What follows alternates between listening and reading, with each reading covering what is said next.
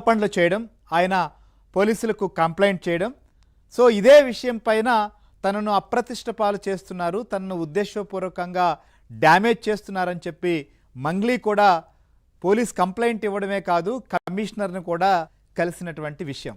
So గతంలో నల్గొండ జిల్లా కావచ్చు, పలు చోట్ల ఒక కేసు వెలుగులోకి వచ్చింది. ఇదేంటి అంటే మైక్రో ఫైనాన్స్ సంబంధించి చాలామంది పేదలుని టార్గెట్ చేసుకొని వారికి అప్పులు ఇప్పించడం, ఆ అప్పులకు సంబంధించి మళ్ళీ వారి చేత తిరిగి పెట్టుబడి పెట్టిస్తే అధిక వడ్డీ అంటే అధికంగా ఆదాయం వస్తుంది అనేటువంటి దాన్ని ఆశగా చూపించి మోసం చేశారు అని చెప్పినటువంటి కేసు నమోదైంది. ఈ కేసు ఇప్పటికే పోలీసులు విచారణ చేస్తున్నారు 2025 నుంచి కూడా. ఈ కేసు ప్రస్తుతం విచారణలో ఉంది. దీంట్లో అనేక మంది నల్గొండ జిల్లాలో వివిధ మండలాల్లో వివిధ ప్రాంతాల నుంచి కూడా కేసులు నమోదయ్యాయి. ఇట్లాంటివి గతంలో కూడా మనకు అధిక వడ్డీలు ఆశ చూపించడం, లేకపోతే పేదలకు లోన్లు ఇప్పించి వాళ్ళ పేర్లపైన లోన్లు తీసుకొని సొమ్ము కాజేసేయడం, ఇట్లాంటివన్నీ వ్యవహారాలు చేశారు.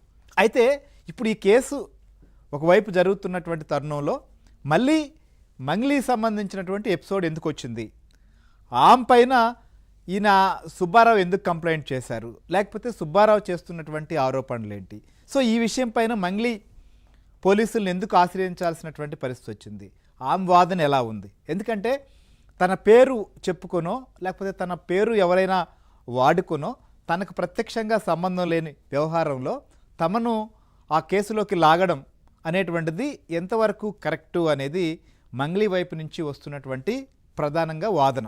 సో ఇప్పటి వరకు చూస్తే సరే ఈ కేసు లోతుపాతుల్లోకి, ఈ కేసు విచారణలోకి వెళ్ళినప్పుడు ఇంకేమొస్తాయి, లేకపోతే నిజంగా న్యాయవాది సుబ్బారావు సంబంధించి ఆయన ఆరోపిస్తున్నట్లుగా తన దగ్గర ఏదో ఆధారాలు ఉన్నాయి, ఎవిడెన్సెస్ ఉన్నాయి అని ఆయన చెప్తున్నారు.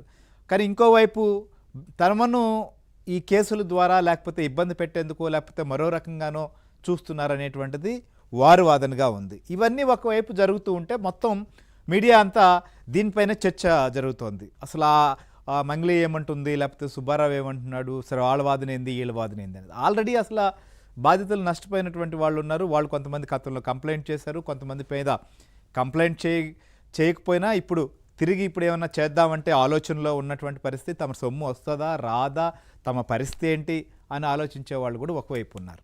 సో అసలు బాధితుల సంబంధించినటువంటి విషయంలో మాకేం న్యాయం జరుగుతుందనేది ఇంకోవైపు అక్కడ నష్టపోయినటువంటి బాధితుల వాదన. ఎందుకంటే కోట్లాది రూపాయల సొమ్ము, దాన్ని ఎన్ని కోట్లు లేకపోతే ఎన్ని వందల కోట్లు ఇలా వసూలు చేశారు, లేకపోతే ఎంత అనేటువంటిది ఎవరి దగ్గర ఇప్పటి వరకు పక్కా లెక్క లేదు. ఎందుకంటే చాలామంది ఇది వెలుగు చూసిన తర్వాత ఒక్కొక్కరుగా బయటకు వస్తుండడం, ఇలాంటివన్నీ మనం చూస్తున్నాం.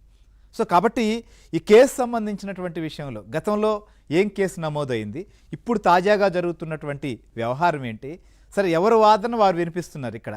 సో ఇక్కడ వీరు రైటా వారు రైటా అనేటువంటి పరిస్థితి జడ్జి చేసే పరిస్థితి పోలీసులకు కూడా లేదు. ఎందుకంటే పోలీసు అధికారులు కూడా మొత్తం వచ్చినటువంటి కంప్లైంట్లను తీసుకుంటున్నారు. దాన్ని బట్టి వాళ్ళు ఫర్దర్గా స్టెప్ తీసుకునేటువంటి అవకాశం ఉంటుంది. అయితే మంగ్లీ ఆమెకున్నటువంటి బిజీ లేకపోతే ఆమెకున్నటువంటి కార్యక్రమాలు, ముందస్తు షెడ్యూలు ఇవన్నీ తమకు వెళ్తూ ఉంటే తమను ఇబ్బంది కలిగిస్తున్నారనేటువంటిది వారు వాదనగా ఉంది. అయితే అసలు ఈ కేసు అసలు ఎక్కడ మొదలైంది, ఈ ఎపిసోడ్కి అసలు ప్రాథమికంగా జరిగింది ఏంటి, సో ఇప్పుడు తెరపైకి వచ్చినటువంటి విషయం ఏంటి అనేది కూడా ఒకసారి మనం అనాలిసిస్ చేయాల్సింది. ఎందుకంటే చాలామందికి అసలు ఇదేదో మంగ్లీకి లేదా సుబ్బారావుకి మధ్య పరస్పర విమర్శలకు సంబంధించినటువంటి వ్యవహారంగానో లేకపోతే ఈ కేసు ఏంటి అనేది చాలామందికి కూడా స్పష్టత లేదు.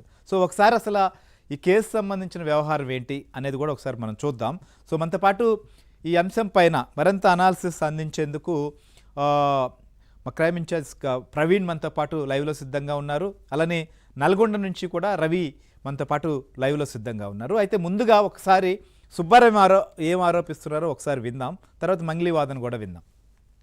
మంగ్లీ మిమ్మల్ని ఇబ్బంది పెడుతున్నారని చెప్పేసి, మమ్మల్ని వేధించారని చెప్పి, మమ్మల్ని అందరిని ఇబ్బంది పెట్టారు, మమ్మల్ని పలానా అడ్వకేట్ సుబ్బారావు అట్లా వేధించారని ఆమె చూపించిందండి ఒక వీడియో.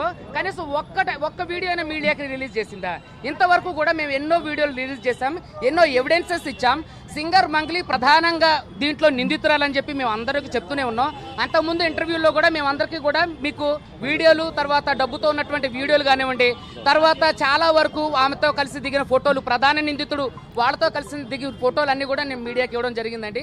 అదేవిధంగా ఈరోజు పంజాగుట్ట పిఎస్లో బాధితులు కూడా మంగ్లీ మీద కేసు పెట్టడానికి వచ్చారండి. వచ్చినప్పుడు పోలీసులు ఏ విధంగా వ్యవహరించారో మీ అందరికీ తెలుసు.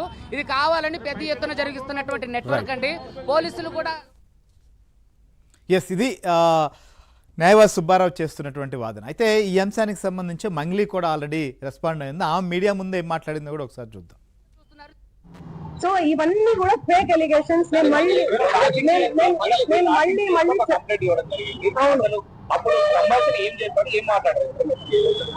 మా లాయర్ గారు మాట్లాడతారు. నేను ఇన్ని రోజులు మీడియా నేను మీడియా 100-200 కోట్ల రూపాయలు ఇస్తారు. మీ పేరు చెప్పి వేరే వాళ్ళు వసూలు చేస్తారనుకుంటున్నారా? ఇప్పుడు నా పేరు చెప్పి ఎవరో వసూలు చేశారు, నాకేం తెలుస్తుందండి? ఆ కేసు ఆయన ఏమంటున్నాడు? ఎలా రెస్పాండ్ అవుతానండి నేను? ఇప్పుడు నా ప్రోగ్రామ్స్ అన్ని వదిలిపెట్టేసుకొని నేను రెస్పాండ్ అవ్వాలా? నిన్న కూడా కేసు పెట్టారు. నిన్న నేను ఇబ్రహీంపట్నంలో శ్రీదత్త కాలేజ్ లో నేను ప్రోగ్రామ్ చేయడం జరిగింది. అది వదిలేసుకొని నేను వచ్చి నేను సంజాయిషి ఇచ్చుకుంటా కూర్చోమంటారా నన్ను? చెప్పండి. ఎందుకు ఉంటారండి క్లోజ్ ఫ్రెండ్స్? మా బంజారా కమ్యూనిటీ వాళ్ళందరూ కూడా ఎందుకు చాలా మంది ఉంటారండి. ఉస్మానియా యూనివర్సిటీ ఉన్నారు, కర్ణాటక యూనివర్సిటీ నుంచి ఉన్నారు. నా ఓన్ చేసుకుంటారు మా అక్క అని చెప్పి. మా కమ్యూనిటీ వాళ్ళు, మేము కూడా మా కమ్యూనిటీ అని చెప్పి నేను కూడా మాట్లాడతాను ఓన్ చేసుకొని. అరే తమ్మి అనుకోని అది ఇది అనుకుంటా మా భాషలో మాట్లాడతాను. నేను కంప్లైంట్ ఇచ్చిన సుబ్బారావు మీద కంప్లైంట్ చేస్తాను. ఇప్పుడు నేను ఒకటే నాకు డబ్బులు వసూలు చేస్తాడని నాకు తెలియదు కదండి. అవును, చేసి పెడతాము, అందరి మీద పెడతాము. ఒక్కరు సిఐడి కేసు ఉంది వాళ్ళ మీద, సిఐడిలో ఉంది ఆ కేసు. 1 year అవుతుందండి. చూపి అన్న, చూపి తెలుసుకోరా, నాకు అర్థం కాదు. రైట్. సో ఇది చాలాసేపు మాట్లాడారు. అయితే ప్రధానంగా చూసినప్పుడు ఎవరో వసూలు చేస్తే అది నాకు తెలియాలా, లేకపోతే నిజంగా వాళ్ళ ఎక్కడ ఏదైనా తప్పుగా నా పేరు వాడుంటే నేను వాళ్ళ మీద కూడా కేసు పెడతానని ఆమె చెప్తున్నటువంటి మాట. సరే, వారి దగ్గర వీడియోస్ లేకపోతే ఆధారాలు ఉంటే రిలీజ్ చేయొచ్చు కదా అనేది సుబ్బారావు ఇంతకుముందు మాట్లాడారు. సరే, ఆయన చాలా విషయాల మీద మాట్లాడుతూ ఉన్నారు. అసలుకి ఈ కేసు అసలు ఎక్కడ మొదలైంది, లేకపోతే ఎందుకు అసలు ఇప్పుడు తెరపైకి వచ్చింది అనేది కూడా చాలామంది క్లారిటీ రావాల్సింది. అసలు ప్రవీణ్, అసలు ఈ కేసు సంబంధించిన విషయంలో ఇప్పుడు దాకా అందరూ మీడియా ముందు ఇటు మంగ్లీ లేదా సుబ్బారావు చెప్తున్నటువంటి వాదన, లేకపోతే